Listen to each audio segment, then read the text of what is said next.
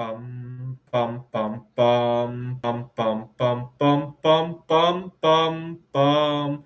The Peter Dislike Show. Bum bum bum bum bum bum bum. All right, let's do that again. Please sing along with me. Gesture at your screen and please hit the dislike button. I am running into a little bit of a not a rock bottom, but confusion, difficult confusion in my life. So why don't you pray with me by singing along, gesturing at your screen, and leaving a dislike on this video. Bum bum bum bum bum bum bum bum bum bum bum bum. The Peter Dislike Show. Bum bum bum bum bum bum bum. Bum bum bum bum bum bum bum bum bum bum bum bum. The Peter Dislike Show. Bum bum bum bum bum bum bum. 2 points of pain in my life at the moment. Right now, I'm staying in an Airbnb, but I hope to look for something more permanent. I don't want to find the wrong roommates again because every time I try to leave a disagreeable roommate, I leave very hastily. I lose things, and more importantly, I end up moving in with even less suitable roommates in the haste. And I don't want to repeat that downward spiral again. Give you an example. I was living in a house in Tempe, and I had good chemistry with everybody else in the house except for one person. The owner, a middle-aged woman, had hired her nephew to manage the place. And for some reason, I think the nephew had it out for me. I think he was jealous at my career at the moment in time. I was teaching at two different community colleges. And in the backyard, I was often making bismuth crystals. And I think some kind of jealousy got the better of him. Now looking back at it, I shouldn't have been so uh, such a show off with everything, especially the art projects. I think jealousy got the better of him. Not constantly lugging in hundreds and hundreds of pounds of bismuth, just the jealousy of that as well, right? And he complained about noise. And we're not talking, it's not like I slam doors or I come in at 11 o'clock turning up music as loud as it will go. No, I didn't do any of that. We're talking about just maybe coming home a little bit late and eating, right? And washing the dishes and maybe flushing the toilet with the door closed, right? And little things like that. And he would oftentimes him complaining about the noise was even noisier than whatever I was doing. That's how crazy it was. And he claimed that I was going to wake people up. And I don't know why he had it out for me. I really don't.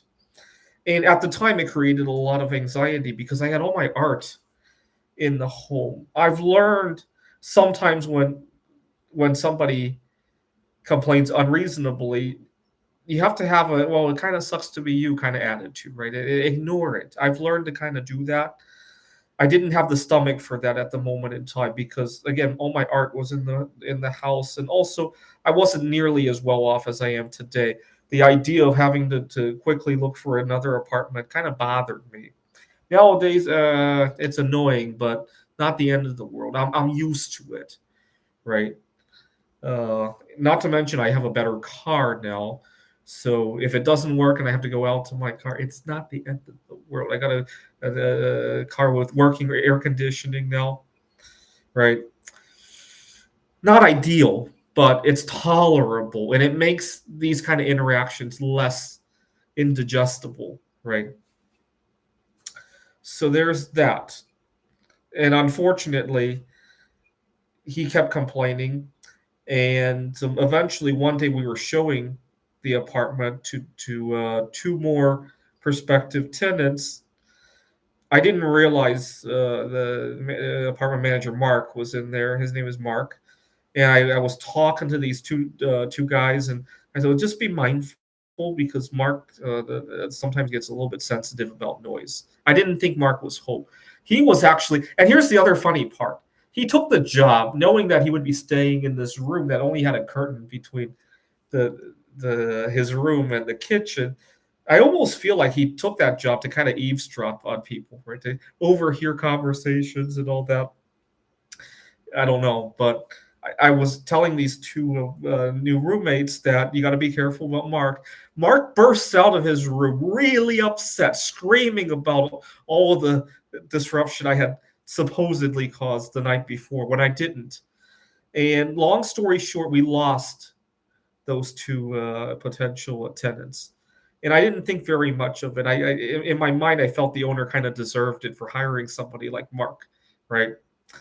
It turned out one of my roommates was also home, and my roommate had complained to the owner about what had happened that morning. And the owner, apparently, it wasn't the first time she heard it, and she Donald Trumped Mark that day. And so I was out on I used to love to walk a lot. I was out walking when the owner called me to ask my side of the story and learned that he had gotten Donald Trump. And I just breathed a huge sigh of relief because this was just before Thanksgiving. I had finals week coming up, and I really could use some relief from that. I breathed a huge sigh of relief. And so I tried not to show my excitement when I got home. I got home and I still continued to try to be quiet, even though I knew Mark was sensitive. I still tried to be quiet. And I asked Mark, "Well, how did the two new tenants go?" I knew we had lost them, but I asked anyway, just to not feel like I'm too happy about that. And Mark started talking about how he can't handle anything, and now he got fired. And so I said, "Oh, I'm sorry. Is there something I can help you with? You packing up?" He said, "No, I got 30 days to get out of here." And my heart just sinks because I thought he was leaving. That I was going to even help him pack up. And now, instead of just having a sensitive roommate, now I have somebody who's disgruntled that I have to live with for 30 days with all of my precious art in there. I don't think so.